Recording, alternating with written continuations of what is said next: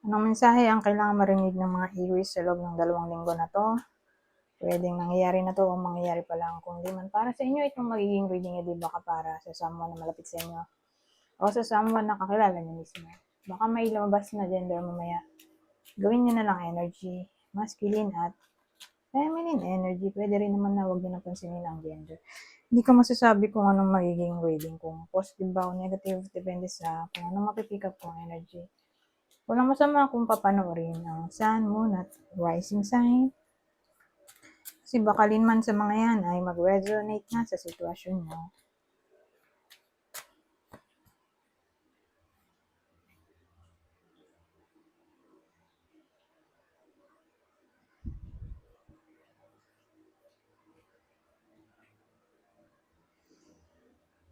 Well, ang case na to,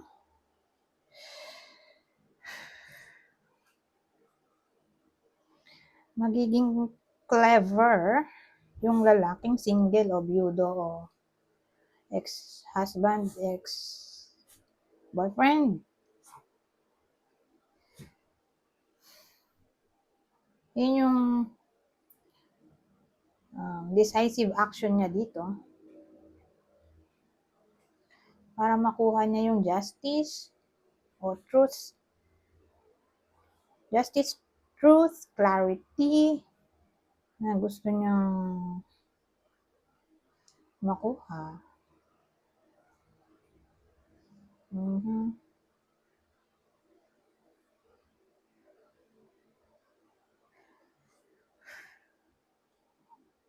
Pwede rin naman na mare-rewardan yung effort niya.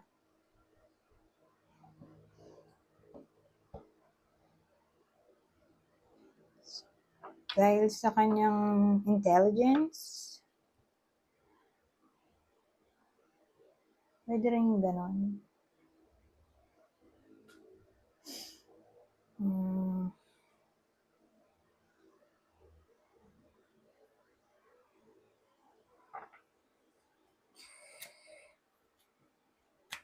Ngayon, since mahaba pa ang oras,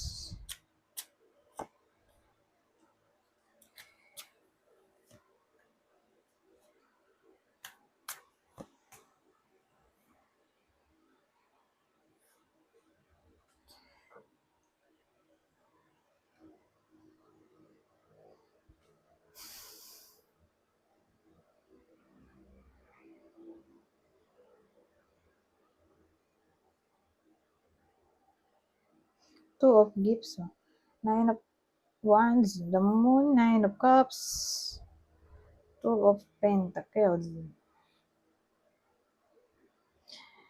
Ang dating kasi magiging inspired yung iba sa inyo. Anong reason ng inspiration dito? Ay probably dahil sa bagong relasyon o bagong crush. Kasi ang dating, kung to ay bagong crush,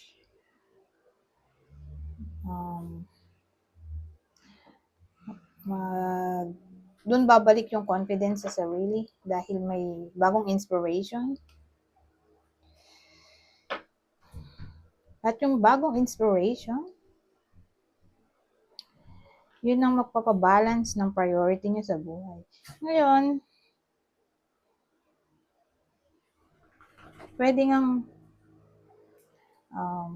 new crush to na magpapamotivate sa iba sa inyo, o kung in a relationship ay may inspire sila sa kanilang jowa. Yun yung magiging dahilan ng pagiging motivated sa work dahil sa sense of new spark. Ganyan.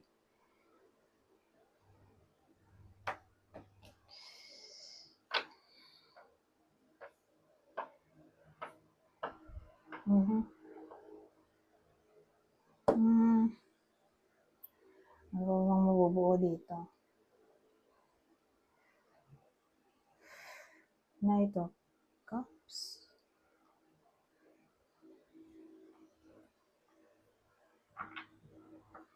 Wala na akong maisip. Ibang senaryo na lang ulit. Zasa.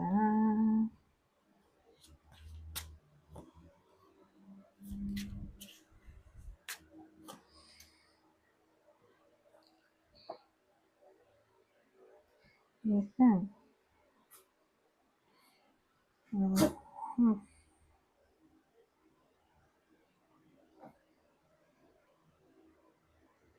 Father Christmas, ano to, Hermit. Kanina 2 of Pentacles, naging 3 na ngayon.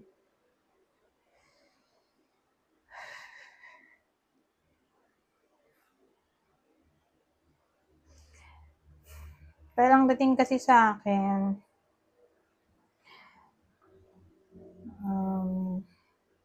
may iba sa inyo na mala introvert. Ito, ang setting ay doon sa workplace.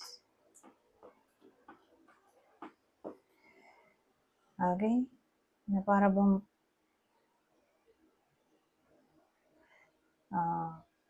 mabubuhayan sila ng energy dahil sa the sun.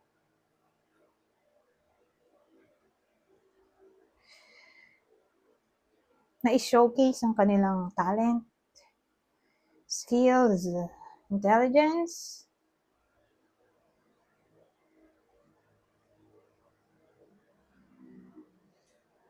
o yung clarity na makukuha nila sa week. Sa 2 linggo pala to. Sa 2 linggo na to, ay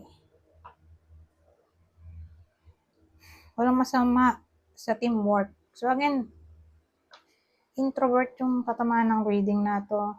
Kasi gusto nila mapag-isa lang dahil sa the Hermit. Feeling nila mas maganda kung mag-isa na lang.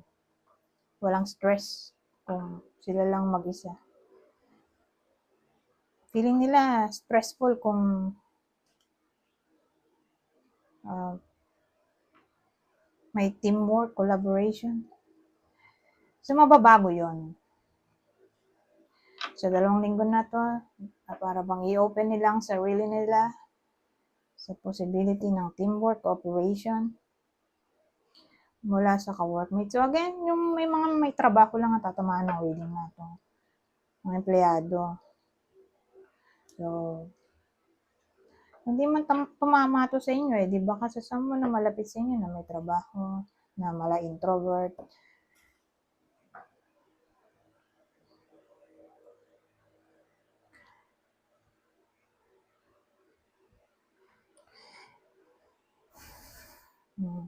Ngayon, punta tayo dito. Ano pang masasabi nito? Ay, iba na palang deck ang gagamitin ko. Hindi ko nang malimutan. Ito na ang deck natin ngayon. Hindi na yung isa.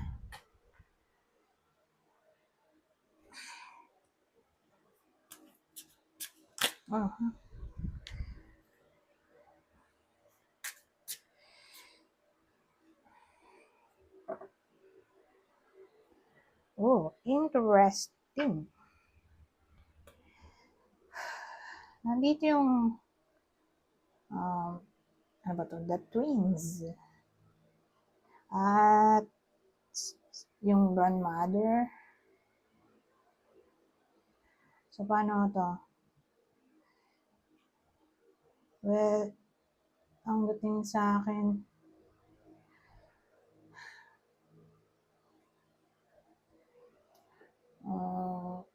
upright to. Ito, reverse. Ano to eh? Ayun o, hinihiwa nila yung sarili nila o. Magkadikit sila. So, ito yung card ng breakup o independence. Ngayon, May grandmother nga tayo. Kaya lang tong grandmother dito medyo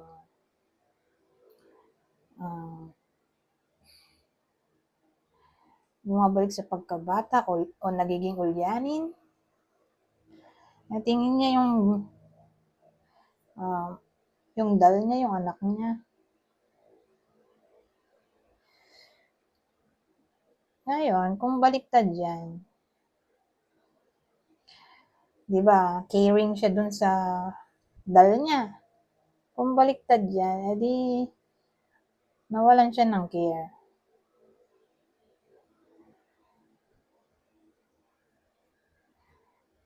Inabandonan niya na yung kanyang dal. So, probably, painful separation to. Maybe due to abandonment. OMG. May separation kasi na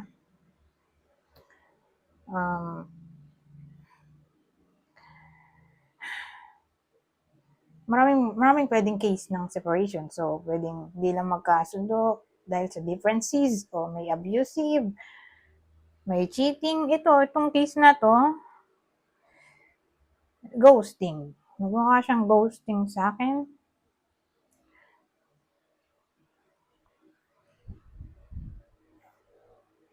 So, sino yung makakaranas nito? Bigla na lang naglahong parang bula yung kanilang partner. Ngayon, alamin natin anong reason. Bakit gano'n na lang? Diba? Ganon katindi. Yung desire na i-abandon yung tao. Diyos ko po. Yung relasyon.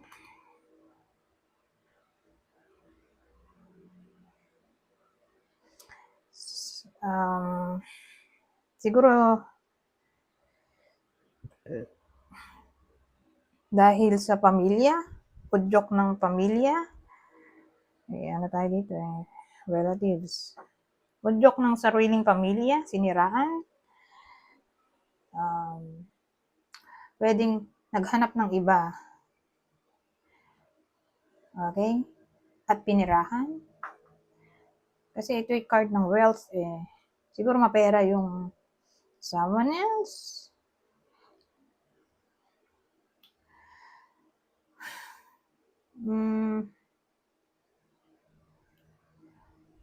Ano pa ba pag 10 of Pentacles? Mapera, may pamana, o dahil sa sariling ambition. Yun yung reason bakit bigla na lang nawala o bigla na lang inabandon na yung tao dito, nawala man lang pasabi. So again, siguro dahil sa sariling pamilya, siniraan yung karelasyon, kaya iniwan ng partner. Ngayon, kung cheating, edi dahil mas mapera yon yung kabit, o may pamana yon, yun yung pangalawa. Yung pwedeng scenario o reason ng pag-abandon. Pangatlo, dahil sa sariling ambisyon. May case kasing gano'n.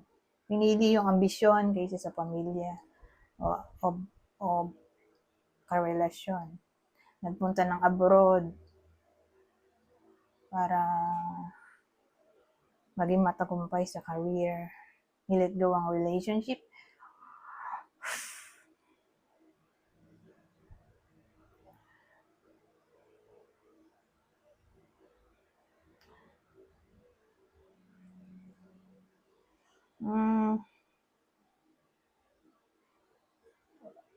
O siguro di na siya talaga literal na masaya kasi ito ay card din ng happiness, yung 10 of Pentacles. Nanap niya yung magpapasaya sa sarili niya. At hindi niya nakuha o nakita dun sa partner.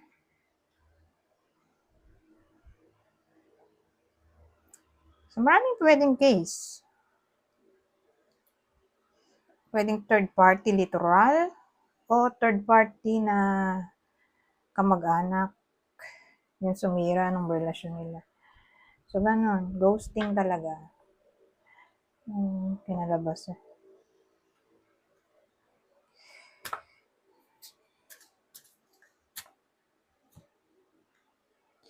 Ngayon, meron tayong the beast. Yung beast ay yung mga nasa isip. Ay, mga monster na yan. Ito ay earn. Ano nga ba itong earn natin? So, syempre, obviously, yan nilalagay yung abo. Diba? Abo kapag kiniremate.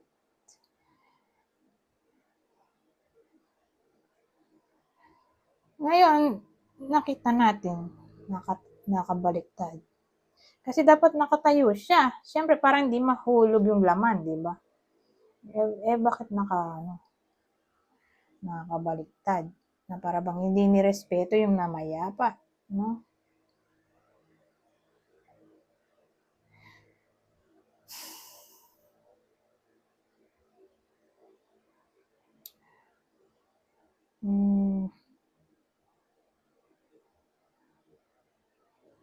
Ano to? Ano tong combination na to? Medyo mahirap siya. Pero wait lang. So, ang dating sa akin, pwede rin namang red flag to. May nakikita na siyang something na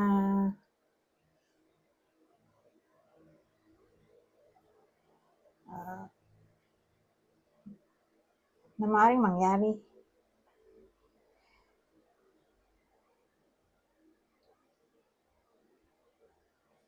Tapos in-ignore niya yung intuition niya.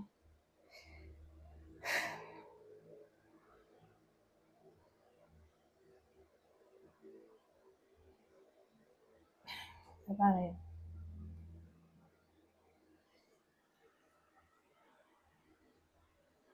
More like red flag to sa dream. Ito kasi yung fantasy niya eh. So, overall, ang dating sa akin,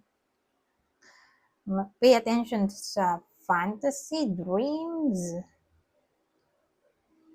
Kasi, may meaning pala yan.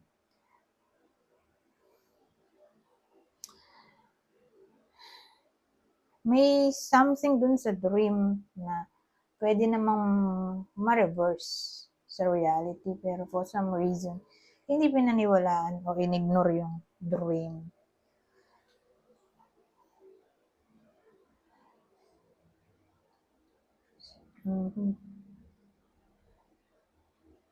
So, yun, pwedeng mag-lead sa kapahamakan. Pwede rin gano'n.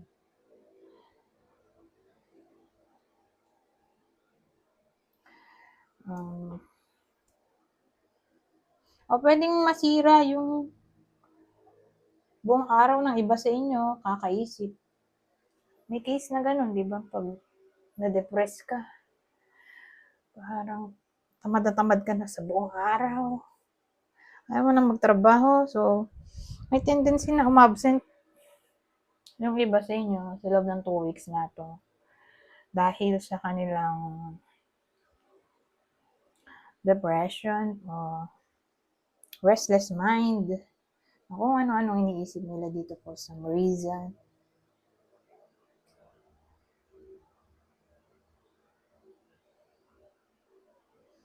Ngayon, kung disrespectful ang case natin dito, kasi magmumukha na tong gossip.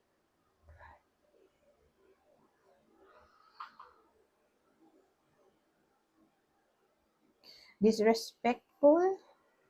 Magiging disrespectful yung isang tao dahil sa wrong information o gossip. Pwedeng ganun.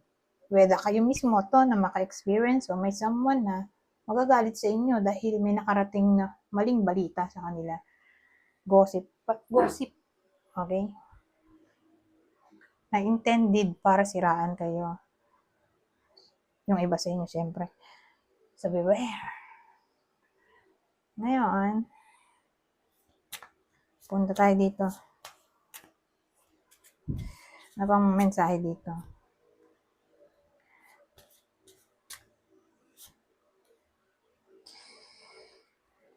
So, binibigyan ng emphasis na magkaroon ng gratitude.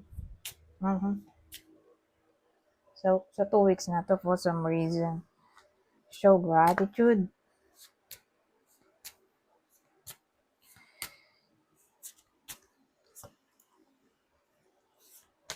Success. At attraction. So, depende sa kung anong gusto nyo i-attract dito. At more like, makukuha nyo yung success. Kung ano yung na-attract nyo, depende nga. Kung abundance ba yung na-attract nyo, ex nyo, o kaaway nyo na gusto nyo magkabati. So, kung parang manifestation to. Okay? O sabihin natin attraction sa crush o posible rin. So, again, depende sa kung anong gusto nyo mangyari o tinatry i-manifest. Success ang outcome.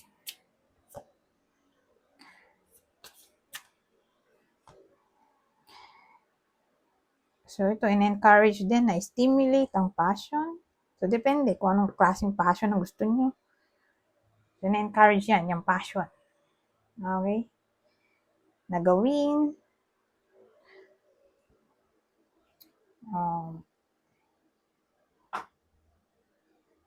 Ayun. Anyways, hanggang dito na lang. Goodbye po na.